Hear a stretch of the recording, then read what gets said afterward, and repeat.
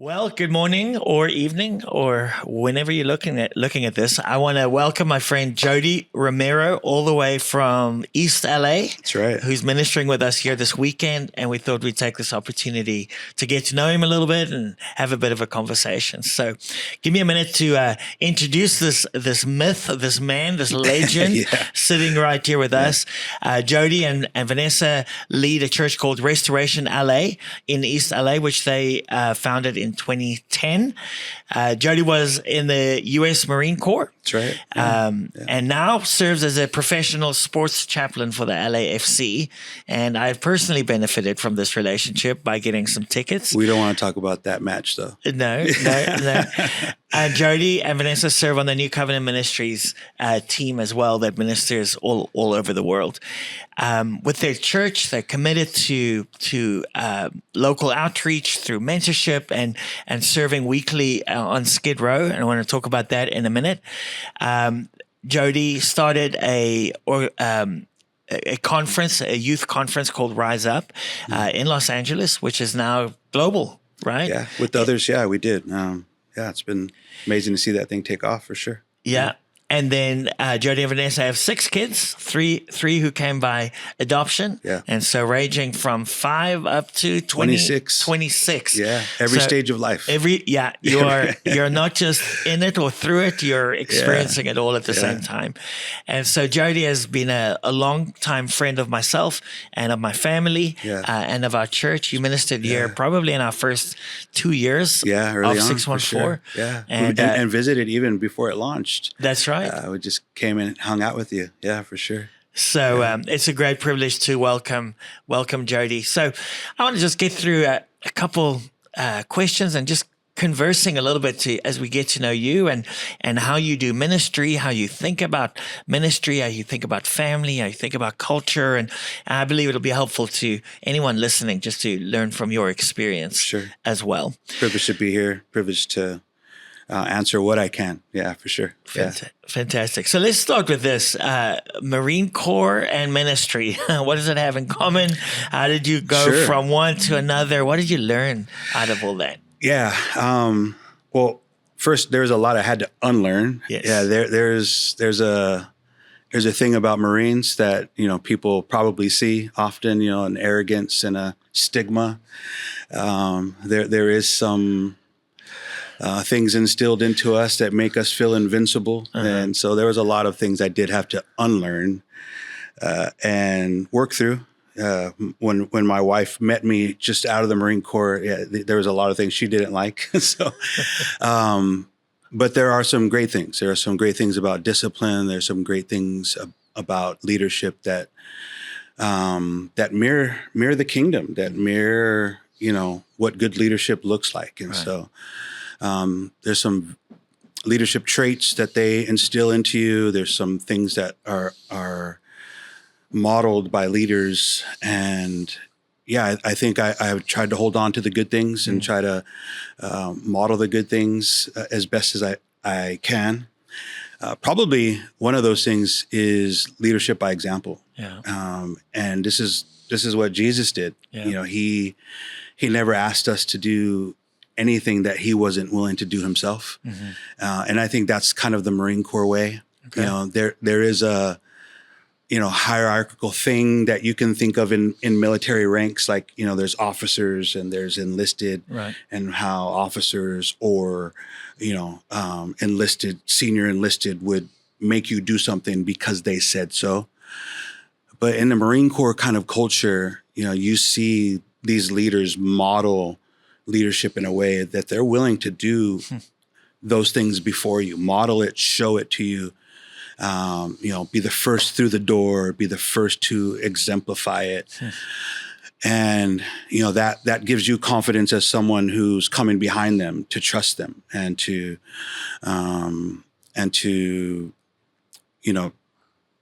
be able to recognize that there's something more inside of you to accomplish something because you've seen it done. Right. And so I think, that's one of the greatest things that I've seen.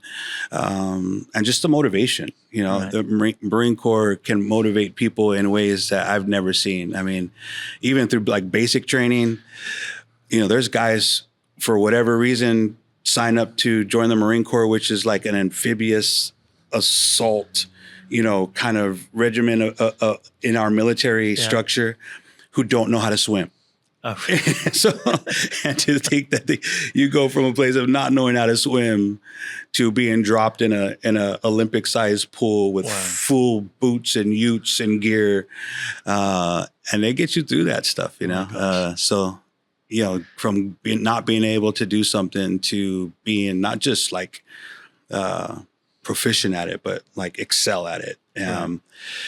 That's there's a motivational factor that you see there. And I think that's what I love to see in the kingdom is not just getting people to baseline Christianity, right, but seeing people come through in a way that is excelling in their walk with God. And I think so much of what we're seeing in the Christian world is just getting people in the door to the starting line.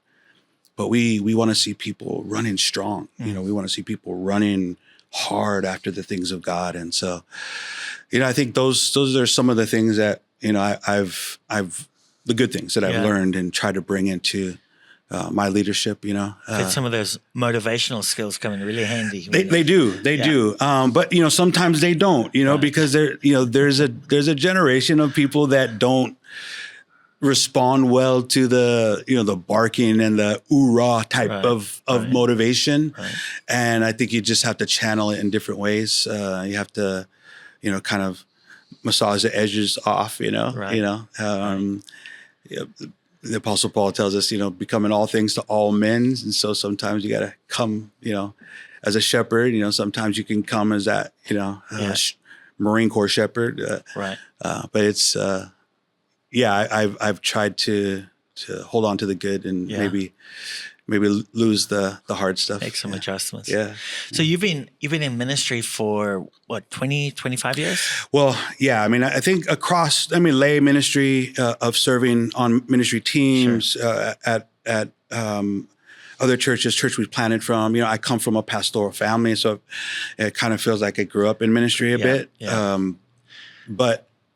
We served on a ministry team at another church that we planted from, and then, but 15 years consistently at Restoration LA, and then, kind of early on in another church that we planted from, but fully engaged. When my wife and I said, "Yes, Lord, we're going to be all in," it really did feel like we hit the ground running. We wanted to say yes.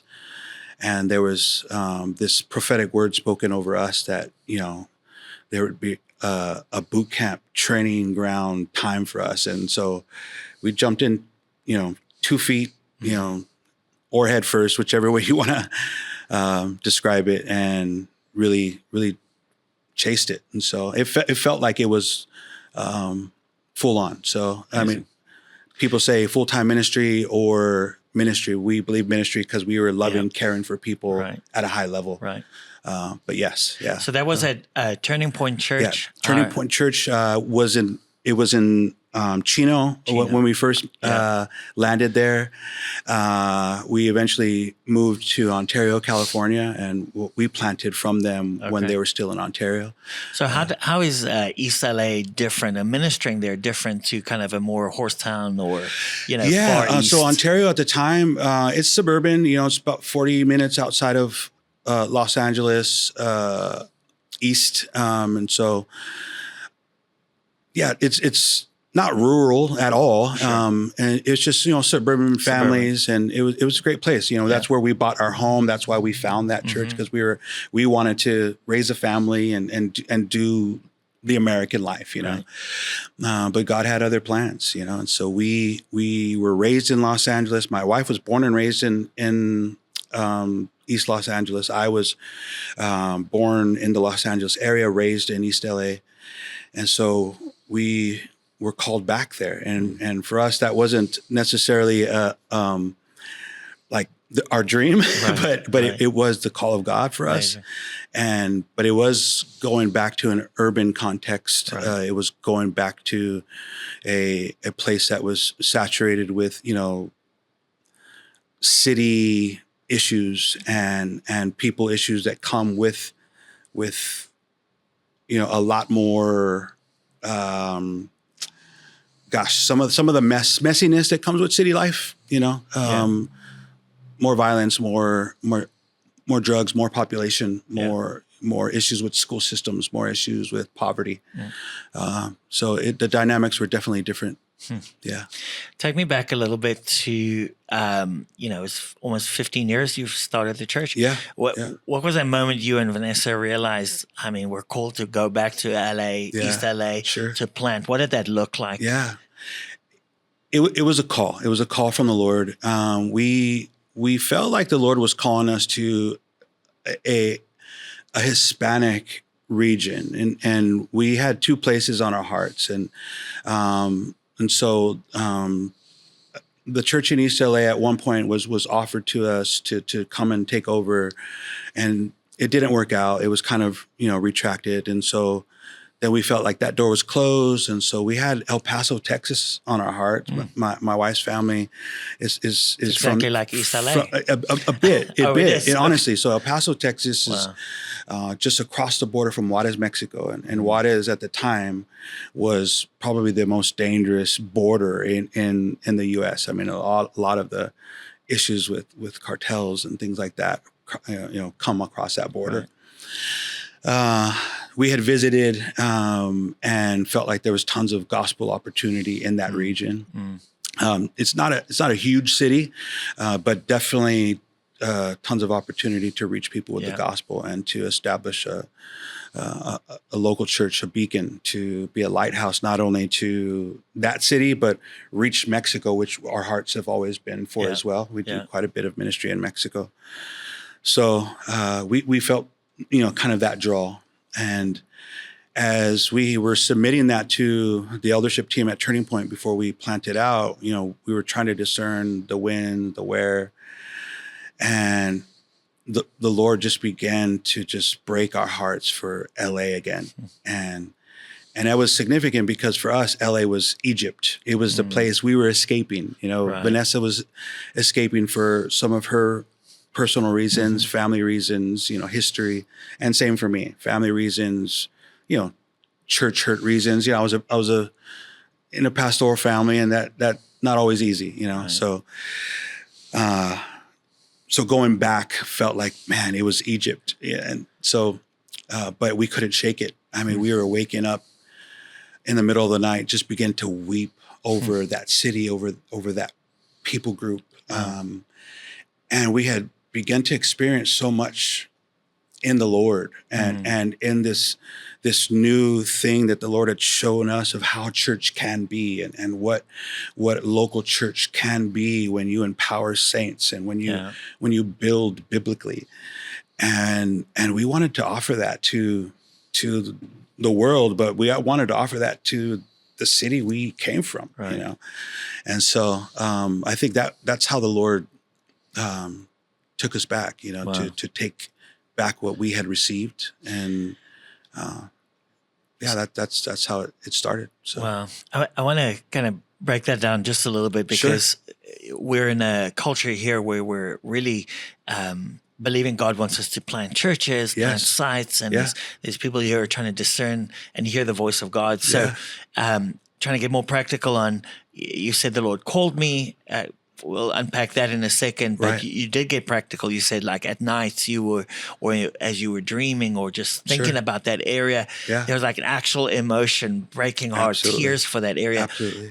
What does it look like for you that God speaks to you and he calls you describe it a bit. Sure. And so, the way it works for Vanessa and I is, she normally is a lot more in tune with hearing God first, and I'll just say first. I hear the Lord, of course, but I would admittedly say my wife is her primary gifting is prophetic gifting, and so I believe we're all called to be prophetic. Right.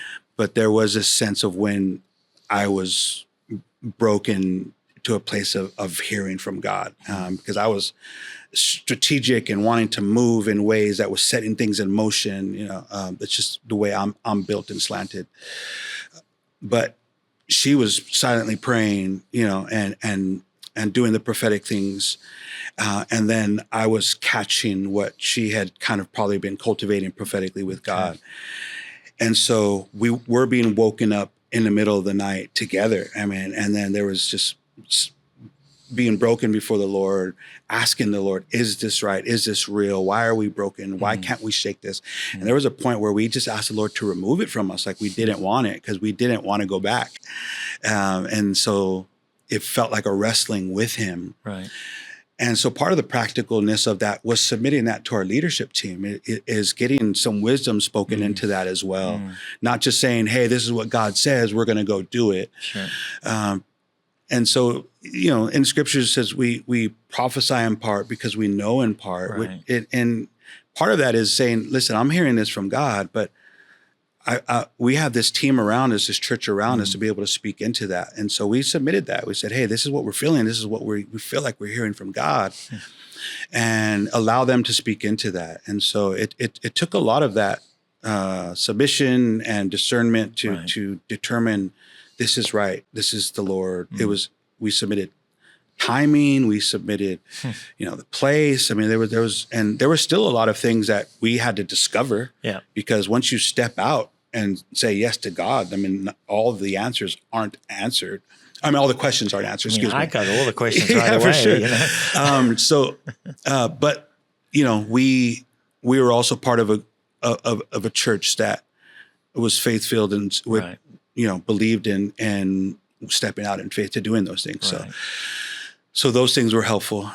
But it was also getting on the same page together as a couple, and hearing God together, weeping together. Yeah. I mean, we used to do prayer drives. We'd go drive into L.A. and just drive around that city and just cry and just seek the Lord. And, the Chris Tomlin song was out, I think, God of This City. And we would play that song and just, and honestly, I don't believe it was emotional. It was really supernatural because I'm way more, I cry way more now than I ever have, but I definitely was not a crier then.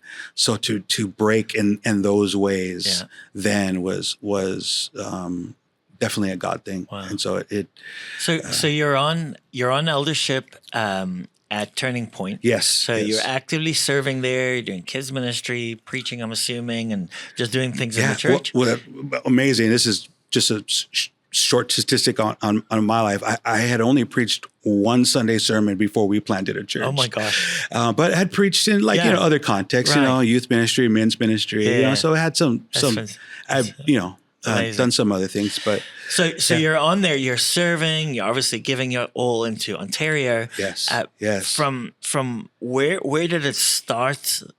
From when it started, like stirring, like I feel God is calling us to plant or start a church, right, to when you went, how long did that take? I probably think it was like a 2-year process. 2 year. Yeah, because I believe the invitation of an offering of a church was given to us about 2 years before. Okay. And as soon as that happened, we submitted it to the eldership team. Okay. And the eldership team got excited about it and said, let's explore this together. Yeah. And then it got pulled back. And when it got pulled back, it was like, okay, well, let's pause together. Right. And so then the eldership team just began to surround us and pull us through, believing that there was a call in our life to do something like that.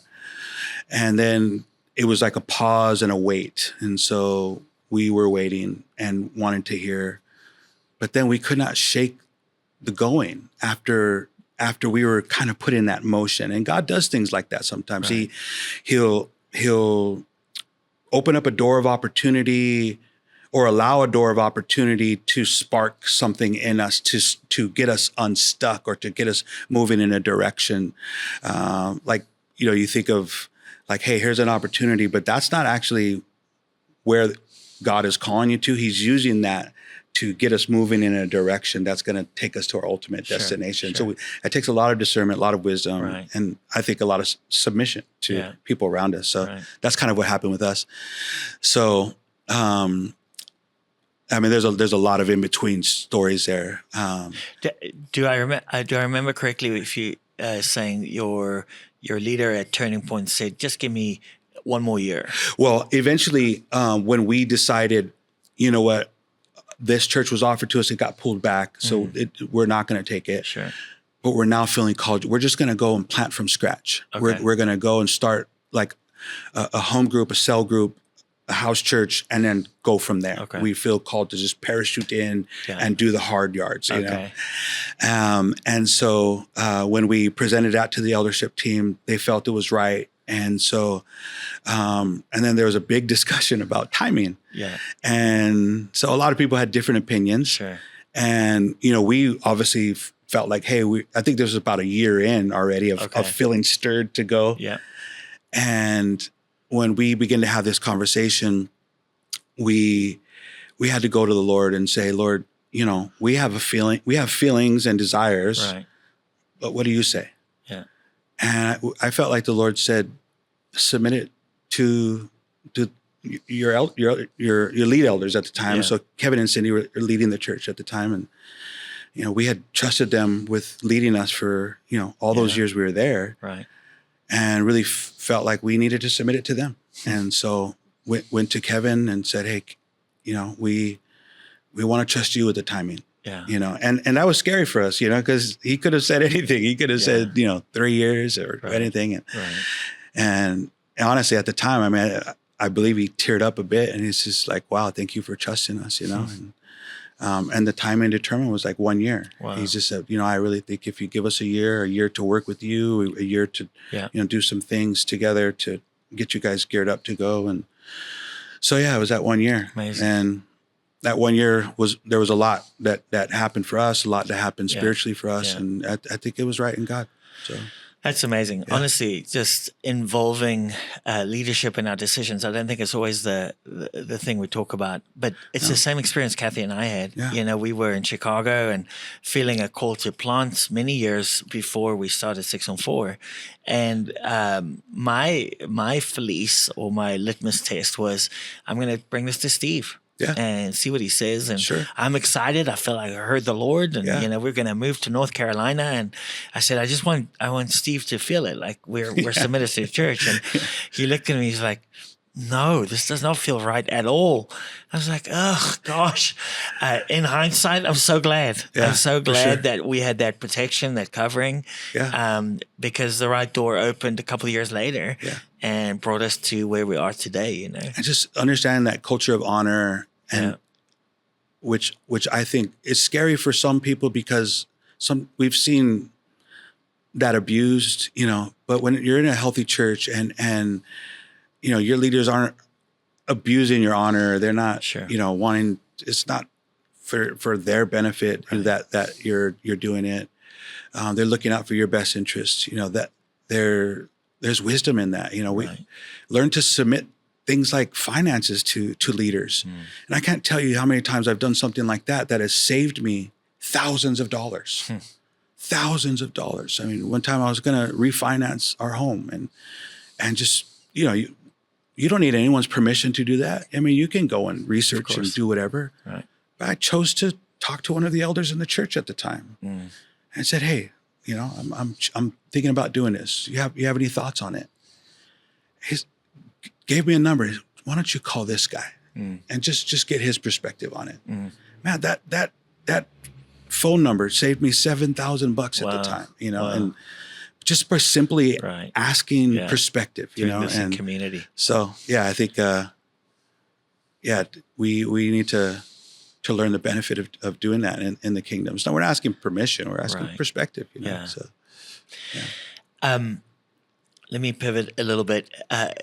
You guys serve weekly on Skid Row. I only know about that from the movies. So tell me a little bit about that. Maybe share a testimony. What has God done through that? Skid Row's hectic, you know. Obviously, it's for being Los Angeles, a large city, to have that level of homeless is describe it. It's a bit. I mean, honestly, it feels like you're walking into a third world. I mean, I've ministered in South Africa. I've ministered in Mexico. I've been in places that most of us would think like, whoa, those places are hectic. Right.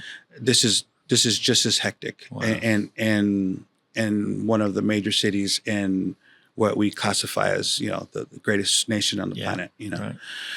and it's overwhelming. It's wild. It's heartbreaking. You can feel the spiritual oppression over that region when you walk into it.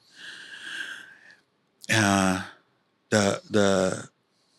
stench, the vibe. I mean, it can overwhelm you. There's definitely a spiritual preparation needed to minister in that context. Right. There's a lot of people who want to love and reach that region, but it is a beast. So you guys go there weekly? Yeah, What do we you have do? a team. One of our elders leads that team right now. He is so historically, there is a beautiful medical clinic that ministers strictly to that population. It's called LA Christian Health Centers. Shout out to LACHC. And so I sat on the board of directors for them for quite a few years. And they just serve that population and the LA region. So there's missions all over LA that serve, kind of the homeless, but also mission projects. And so, it's not missions, I'm sorry, project systems, so housing projects. Right. So they set up clinics to help those areas. And so we, have been connected with them because they're doing such beautiful work with them. And so they would do these outreaches. And this is how we first began to be a part of it, is do foot washing outreaches during Easter season, Thanksgiving season. And so we would go out as a church and just partner with this medical clinic and just wash feet of the homeless and pray and just take resources to help bless them and be a part of this beautiful, partnership that was happening during these outreaches. But then we wanted to do something even more practical. It was like an ongoing ministry with them. And so started a chaplaincy program with them and just being there on a weekly basis and ministering to patients as they're coming in, as they're in the waiting rooms. Right. And as we see any need, if there's anything that we can do to bring relief to the medical professionals who are serving, this community there. And we also serve the staff. This staff is putting up with a whole lot. If you can think of like the dynamics of mental health and addiction that they're encountering with this demographic of people, it's hard work. And so if we can bring, kind of spiritual care into that mix, which is what we've been trying to do, it just brings a level of relief to the staff who's dealing with them. And so now one of the elders on our team, Brett Yee, is taking some of the saints from our church into that context weekly and just ministering in the lobbies and as people are entering in and doing spiritual ministry and praying for, encountering, doing biblical counsel. That team, that organization has people who are doing wonderful things, finding housing, finding all the medical care they need. And so we're bringing that spiritual element to it because we believe that every need is spiritual. Right. And so that's the gap we want to fill. Right. But we also, partner throughout the year. So we do outreach. And so we have begun, they have a facility there. Yeah. We set up, kind of a camp out there. Right. Pass out blankets and food, but use opportunities to reach people with the gospel. Right. And so we've led people to the Lord on the streets and passed out food and blankets and sent teams to spread out throughout that area to just minister in like a 2x2 ministry way, and have seen some beautiful things take place, and we take young and old, and that dynamics could seem wild to some people, right? But when you see the gospel transform people like instantaneously, can you think of a testimony to share? I mean, there's so much. I mean, putting you on the spot here. No, there's just tons. There's tons of testimonies. I mean, there's testimonies with our kids. We take our kids out there. Wow. I take my kids specifically out there, and a lot of people, would feel really unsafe with that. And it is hectic.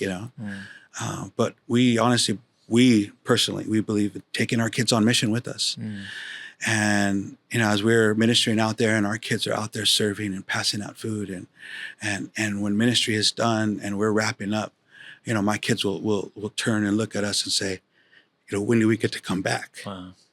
When are we going to come back again? It's in them to want to serve. It's in them to want to come and love on these people. It's, and I think this is why Jesus says, let the children come to me. Let them be a part of what I'm doing. It's in them, and when we raise them in that kind of missional culture, I mean, this is when Jesus says, raise them, instruct them in the ways of the Lord. When they get older, they won't depart. Right. And I think what has happened historically in the church context is we've said, let the adults do this stuff. Right. You can do this later. Right. And I think we're doing them a disservice, because if we put them on mission with us early on, I mean, this is where they find their drive, their passion, their fire, and it gets kindled early. And I mean, we've seen demonic set free. We've seen healings. We've seen salvations. We've seen the activation of saints. I mean, that's one of the powerful things we see also. Yeah. Is, at first you'll see someone say, hey, pastor, can you pray for this person? And, it's like, no, you pray. Right. The same Holy Spirit that's in me is in you. You pray. Spirit, I'll stand with you. You pray. And I think that is one of the powerful things to begin to see is the saints activated. Yeah. When it comes to that type of ministry, one thing that I try to tell many people is, we're supposed to be equipping saints for the works of service, in Ephesians 4. And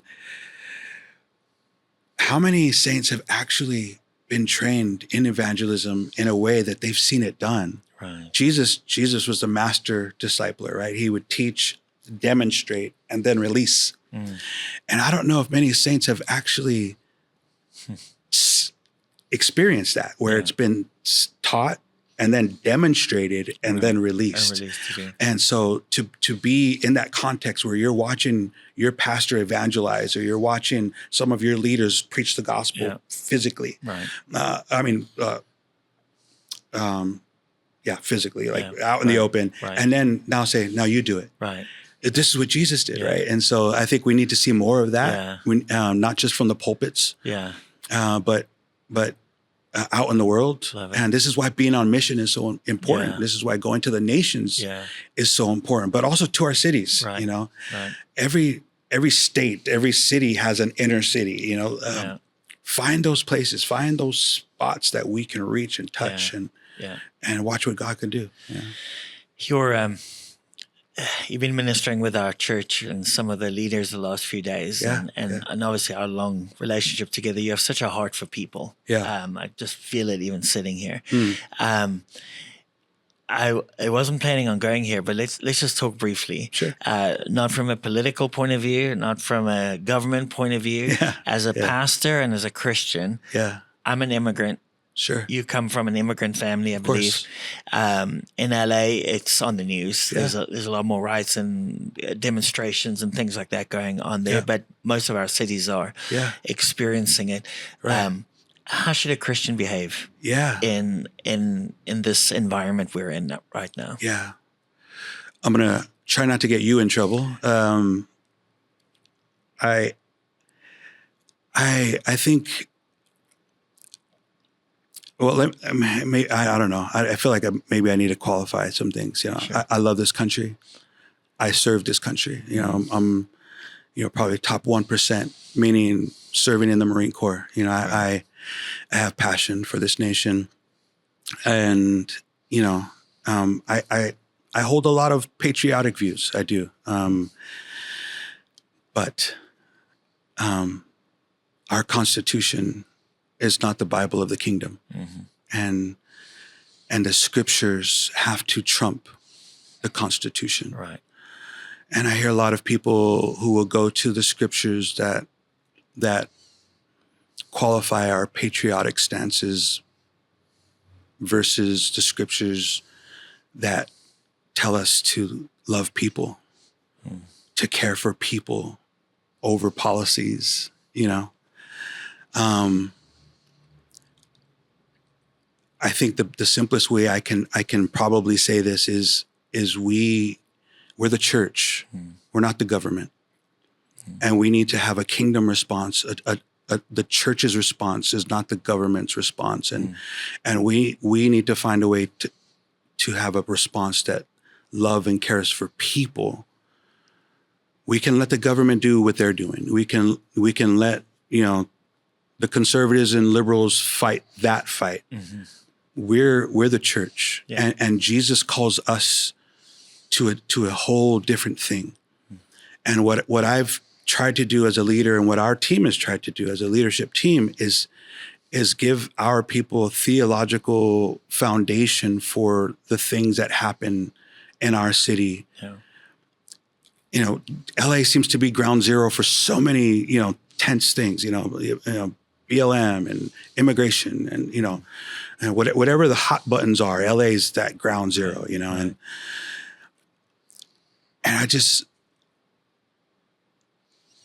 I know it could sound cliche, but I just, where's Jesus stand in all of that? How would Jesus be reacting?